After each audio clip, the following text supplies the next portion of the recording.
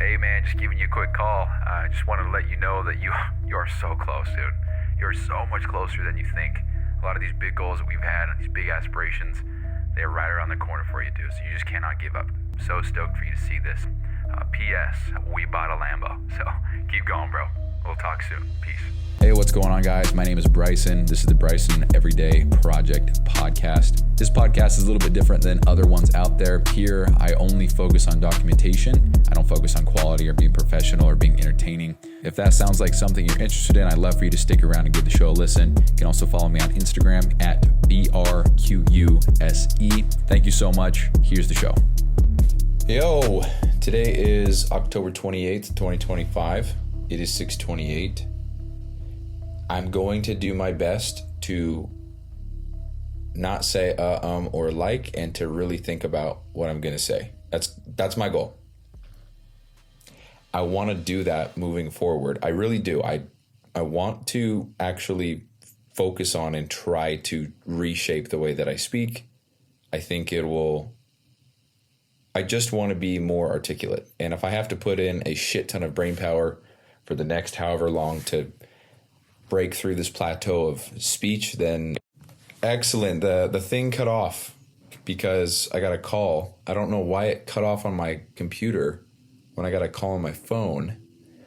But what's really interesting is when I do get a call, my iPad's right here. And so it will go off on my iPad, letting me know I have a call on my phone, but it'll ring on my iPad and my phone if it's on loud. And then I guess my laptop as well. So when somebody calls me, it's just multiple things at once. So very nice. But anyway, I feel stagnant in a lot of areas in life right now. And I always talk about, and have talked about since episode number 1, that I want to be more articulate. I want to stop saying and like. I tried for a while, kind of, and I think I have one episode in the history of this entire show where I didn't say or like. And I just want to be better at it. I want to be able to speak very fluidly and get my point across very concisely and almost, I guess, very elegantly or eloquently, whatever the right word is. I am very intrigued and fascinated and admire people who can just speak fairly quickly and just create nice sentences. And yeah, as you can tell, probably there's a lot of pauses because I'm trying hard to think about what I'm saying. And like I said, if I have to I really do want to focus on this. I really do want to prioritize this because, like I just said, I feel as though I am stagnant in a lot of different areas in life. And I think that I feel that way because I have put so much time and effort into trying to make this thing work that I've neglected so many other areas of my life. Some of those being reading and learning things outside of work, I guess, and the things that I'm trying to build and create for clients, things like that. I'm learning a lot in terms of the systems and automations and stuff for sure, but I want to round myself off a little bit. I want to be better. I want to have more, I guess, stimulus in my life rather than just work. I want to read and learn new things. I want to write. I want to post on social media again. I want to do those things. I enjoy those things. And I think I've just not put any effort into doing anything other than work, which I guess has pros and cons. But anyway, I made a little strategy list yesterday, and what it is a list of things that I must get done today to just keep on crushing it with what I'm doing. I didn't follow any kind of rules or anything like that. I just put things that I needed to get done today. It wasn't like the power list or, 3 critical tasks or 5 critical. It wasn't anything like that. This is what I wrote. Finish Trey's automations for Zapier, approximately 2 hours. Finish all make automations, approximately 5 hours. Fill all databases with fake data, approximately 2 hours. Post on social media twice, approximately 1 hour. Work on offer columns, 1 hour. Reply to Karan and do the thing he asked, approximately 30 minutes. Read $100 million offers, 1 hour. So that was on the list today. Now I have posted on social media once. I have replied to Karan and did what he was asking me to do, which was just to move a couple things from one page to another page. And then finish Trey's automations. I finally did that, and it was much simpler than I was making it out to be. And I'm very glad that I did that. Part of me is bummed that I did do it because now it's like he knew that I was working. Sorry, I'm over analyzing right now if I just used like incorrectly right there. But I feel like that I didn't. I feel as though I said that correctly. I really want to get better at this. And so if I have to talk like a goddamn retard for the next however long, then so be it. I want to get better at this. But anyway, now that I am done with this task that Trey has been wanting me to do, I now kind of have free reign to do other tasks, which is great. But that's kind of when I start feeling more guilty because everything that I'm working on, I'm going to give to him. And so I shouldn't feel guilty whatsoever because I'm putting so much work and effort and hours into this. But I just don't want to ruin the relationship. He's a coach with a lot of network connections. And I feel as though if I deliver this, it could be fantastic because him, Mina, Dawson, they're all getting it for free. They're all getting the thing top to bottom. I did actually look into Dawson's Notion today because I'm still a member. And nobody's using shit still. And so I kind of don't even want to give it to him. But what I mean is I don't want to go through the hassle of setting everything up if he's not going to use it. But if I can get a testimonial out of it, then I guess fuck it, right? I don't know. It's very interesting. It's just so interesting. And he doesn't even track financials on Notion, so half the shit wouldn't even really apply to him anyway. So very interesting dynamic there, but it is what it is. But anyway, that was my list of things that I needed to get done today. I got the automations for Trey done, posted on social once, and finished the thing for Karan. I have been working on one make automation the entire day.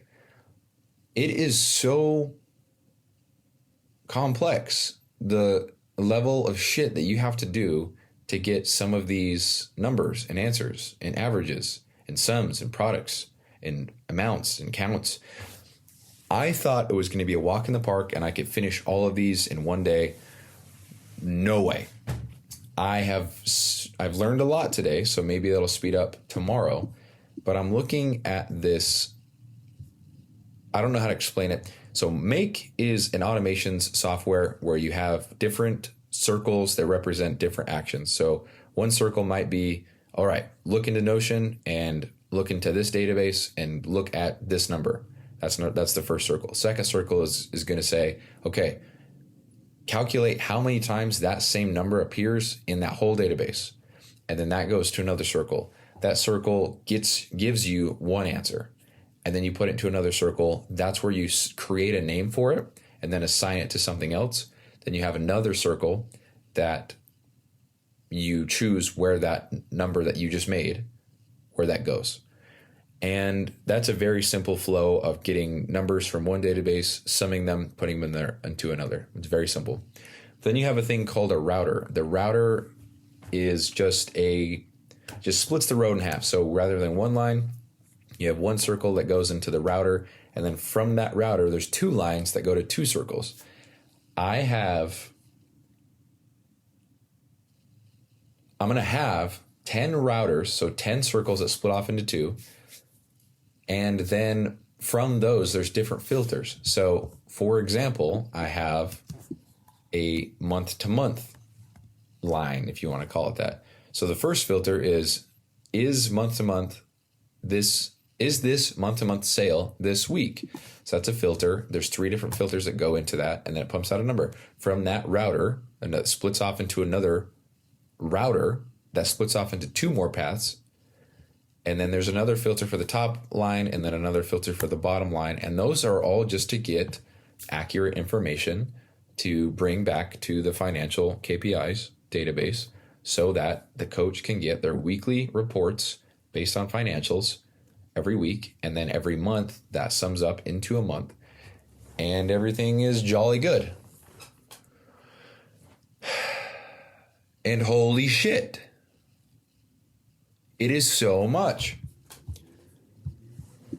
I really thought that I could just plop it in here and then just have it count totals, but it's just so much more complex than that, just because of how I have to go about filtering the data to get it to be accurate. Because, for example, if this runs every week and I'm trying to count how many people signed up, I have to look at the sale date. So if the sale date is this week, count it. If it's not, don't count it.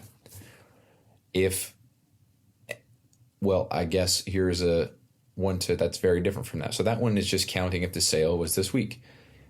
What if they have already been a sale and they are month to month and they are still paying? Well, how do I know if they're still paying on a weekly basis? Well, I had to create a new property in Notion that counted how many days until their next payment, which I caught an error in the next payment formula because it wasn't calculating correctly.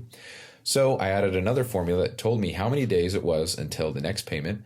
And then in Make, I added a filter that uses the logic of if the days until next payment is greater than or equal to 0 and less than or equal to 6, count it. If it's not, don't count it. With that filter, it goes to the month-to-month amount and counts that. So if there's a sell if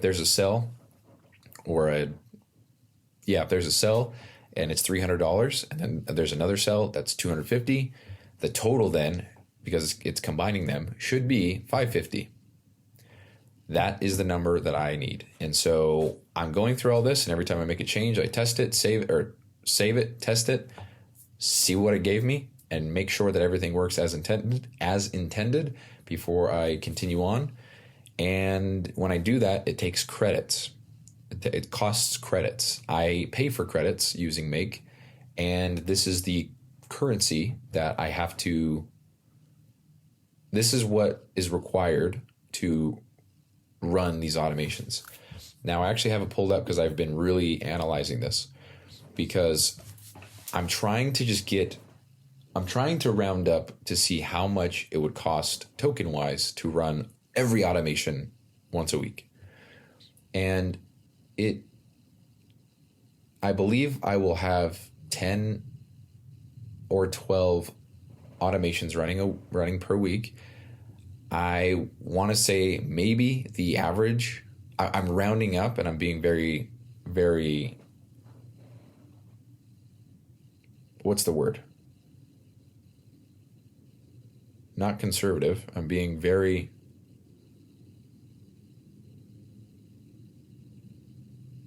I don't know what the word is. Exaggerative? We'll call it exaggerative. I'm not generous. I don't know what the word is. But if I run 500 credits for one automation and I run 10 automations a week, that's 5,000 credits. So 10,000 credits a month is $10.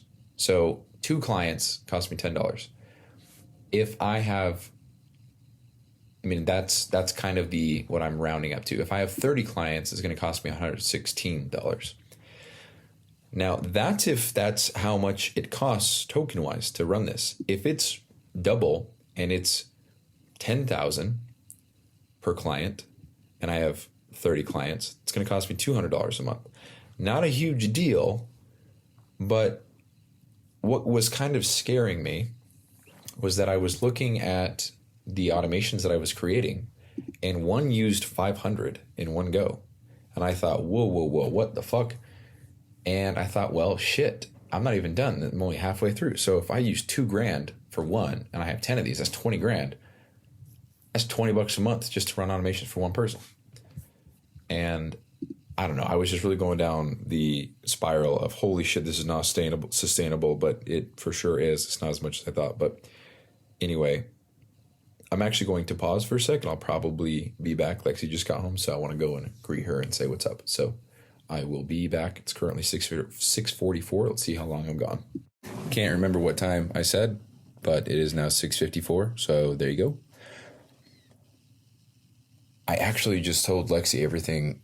She asked me how I felt about the call on Thursday, and I told her essentially what I've just been saying, that there's just so much more that goes into this. These automations that are the bread and butter of everything are tough.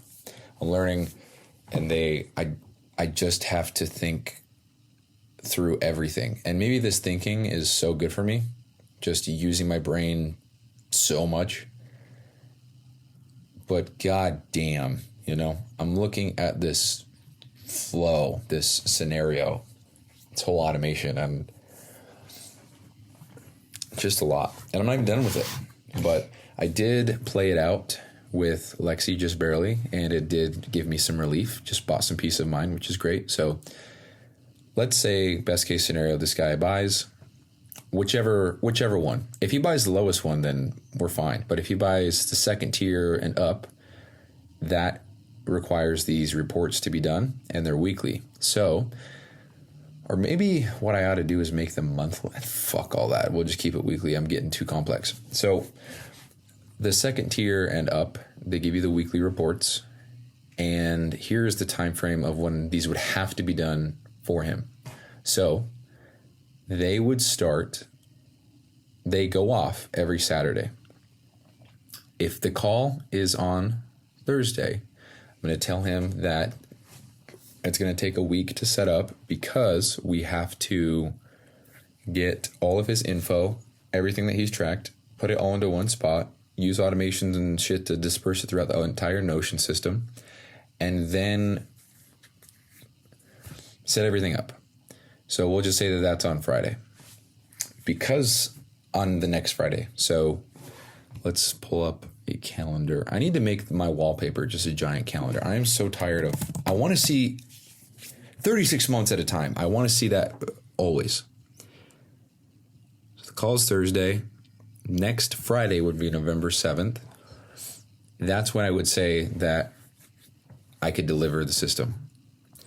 Then every Saturday from there is when the automations would trigger. So it'd be the 15th.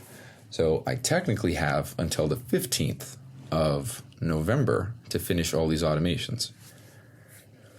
So when I look at it, when I think of it like that, I feel as though I should be prioritizing other things to prepare for the sale to ensure that I get it, because that would be insane. But anyway, the point I'm trying to make is that I have so much more time than I thought I did, which is great. But also, I want to get it done ASAP. And also, there's still so much that needs to be done. God damn. I don't know. I'm just thinking. And ugh is what I'm thinking. The other thing that I was just talking to her about was I feel great because Mina, Trey, and Dawson, I showed them very low caliber shit. When they hired me, I showed them some very basic things, and they all hired me. This is all on Notion, right? I showed them very basic things on Notion, how I track things that we could build, and they said, "Oh, hell yeah." And they started paying me. See, this is cool.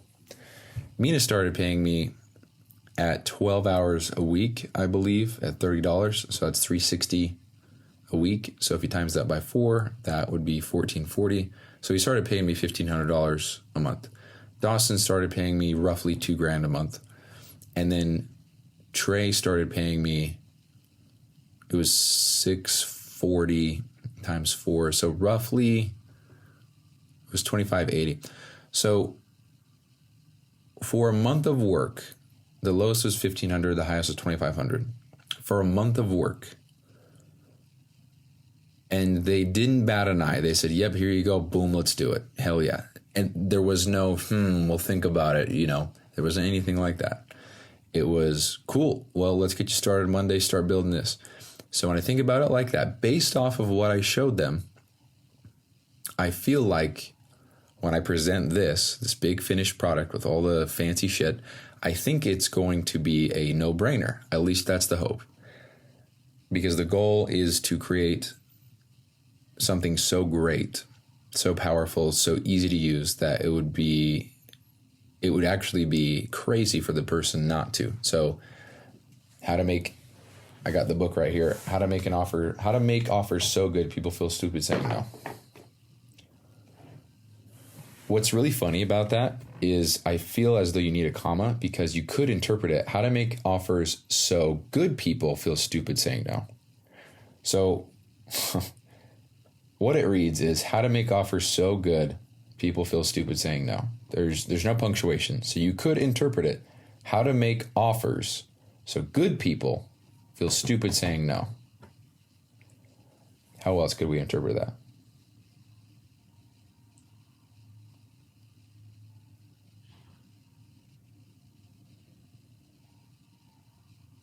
I think that's it.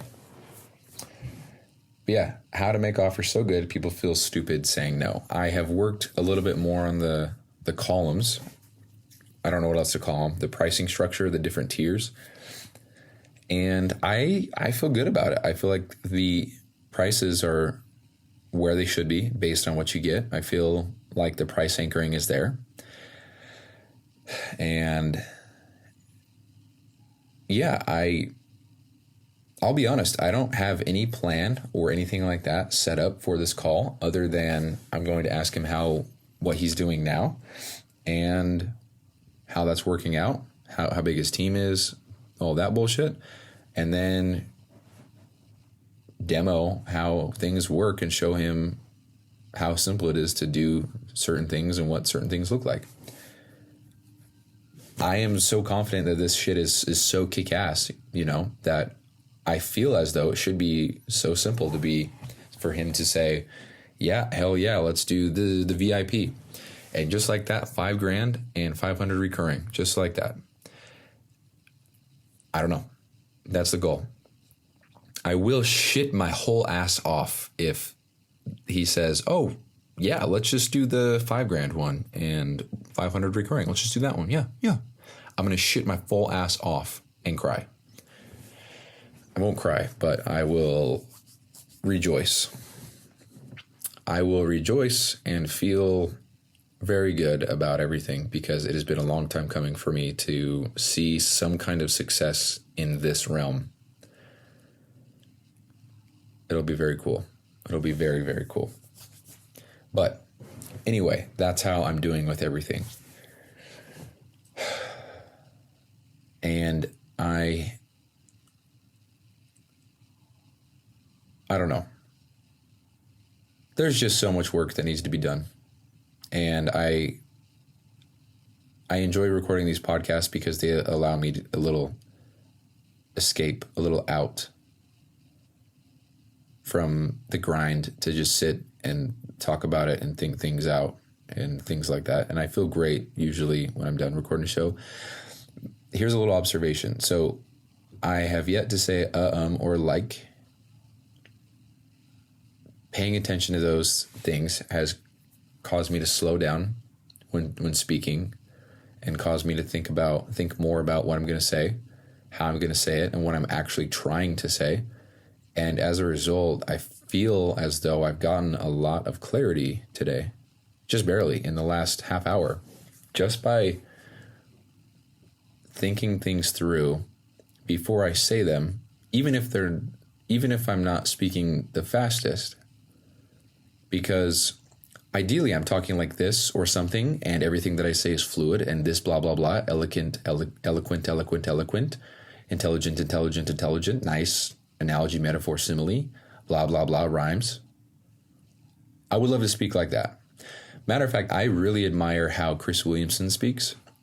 He's got a lot of sarcasm, a lot of very funny humor, but also speaks so well. And I admire that a lot. I think it's so nice. I think that portrays a lot about the person. And I think it is, maybe it's pseudo confidence, but I believe that it portrays an immense amount of confidence, because in order to speak like that, you got to know many things and have read many books to get the lexicon that they have. You know what I mean? Another person that I admire in their speech is Vin. Can't remember his last name. I almost said Go, like Van Gogh, but that's an artist, right? Or an author? I don't know. Vin something, but he is a public speaker, mentor, never says or like, ever, speaks so well. I just admire that, and I want to be good at that. I want to be so articulate. But already talked about that. Anyway, I think I'm going to end the show there. I will confidently say that this is the second show in the history of the Bed Project podcast where I have not said or like. So before I fuck that up, that's the show. So thank you so much for listening. Please rate the show if you haven't already. I really only check Spotify, so it has been at 16 for quite some time. If you're a new listener, or if you are, if you're looking to join the team, like Karin did, send me your resume, and matter of fact, tell me your experience with Notion and Make and Zapier and things of that nature. And we'll go from there. All right. That's the show. Peace.